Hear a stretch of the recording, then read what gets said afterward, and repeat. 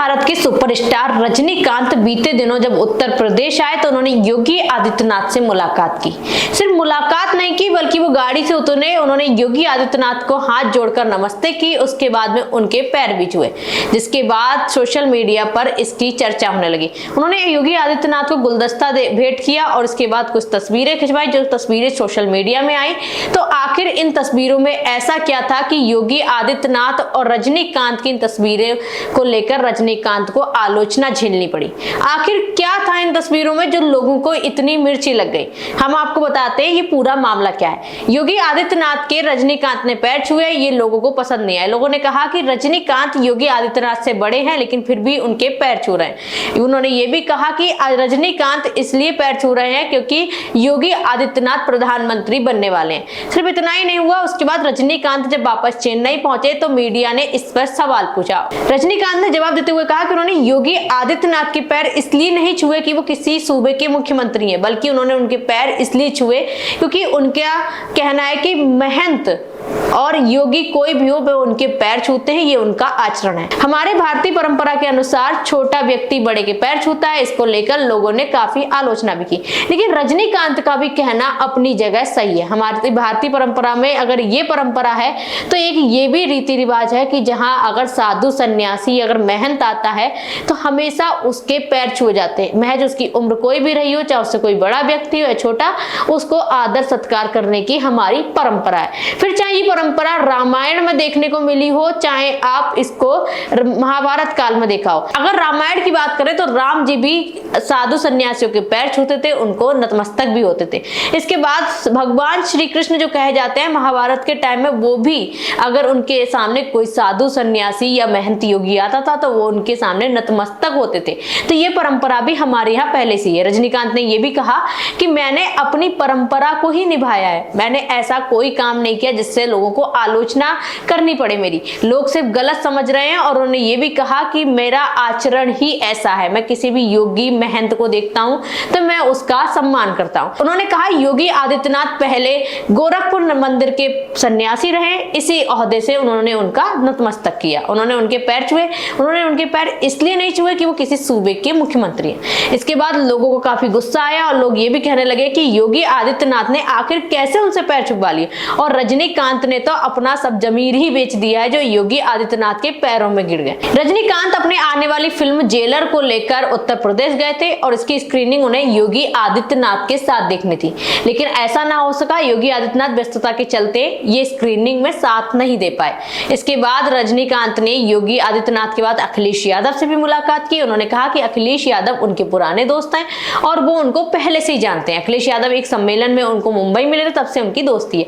अखिलेश यादव के गले लगते हुए भी तस्वीरें वायरल हुई तो लोगों ने कहा कि देखिए दोनों में कितना फर्क है। जहां योगी आदित्यनाथ में गुरूर है तो वहीं अखिलेश यादव में प्यार दिख रहा है। वो उनको गले लगाकर सम्मान दे रहे हैं और योगी आदित्यनाथ पैर छुपा रहे हैं। कई तरह की चीजें आई। रजनीकांत के फैंस इतना भड़क गए कि उन्होंने कहा योगी आदित्यनाथ को ये नहीं कराना चाहिए था।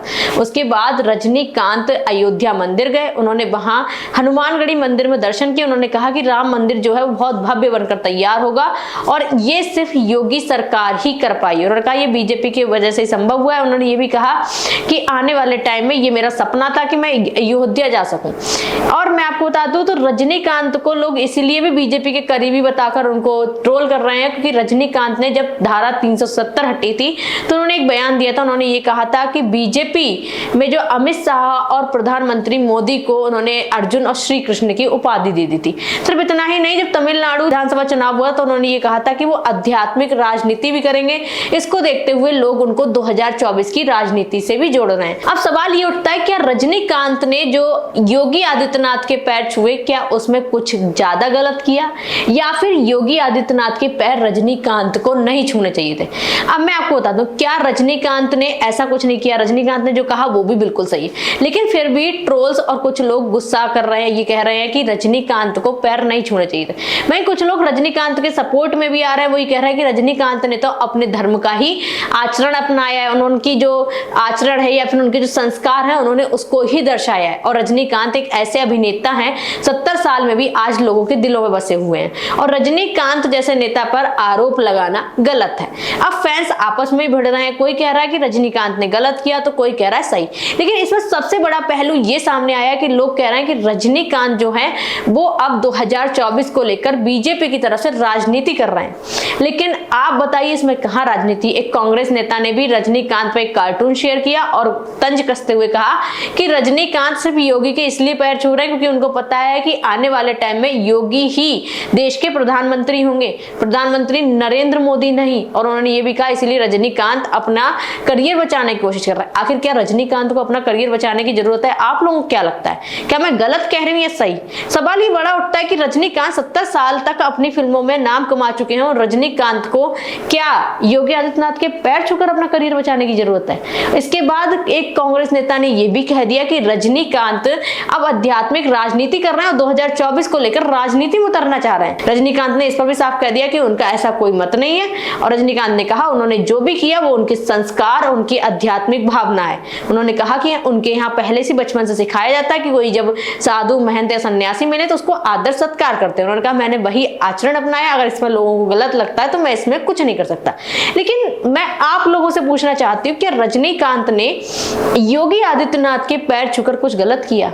क्या ये वीडियो या ये तस्वीरें इतनी वायरल होने लायक थी? आप लोगों को क्या लगता है, क्या रजनीकांत को ऐसा नहीं करना चाहिए था? आपको जो भी लगता है, आपकी जो भी राय हमें कमेंट बॉक्स में जरूर बताएं और राजनीति से जुड़ी वीडियो का सटीक विश्लेषण देखने के लिए आप हमारे चैनल को सब्सक्राइब जरूर करें।